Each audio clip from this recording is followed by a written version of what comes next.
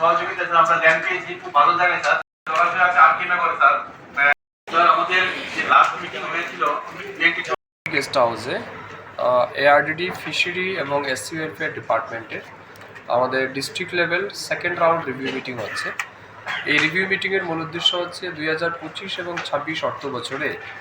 এই 3 দপ্তরের জন্য যে ফান্ড বরাদ্দ করা হয়েছিল তার কতটা ইউটিলাইজ হয়েছে, ইমপ্লিমেন্টেশন কোন লেভেলে আছে, এছাড়া আমাদের এই 3 দপ্তরের সাকসেস কী আছে, ফেইলিওর কী আছে, এই সমস্ত বিষয়ের উপর আমাদের দিনভর আলোচনা হবে। তো আজকের এই রিভিউ মিটিংয়ে আমার সাথে উপস্থিত আছেন এই জেলার সভাধিপতি,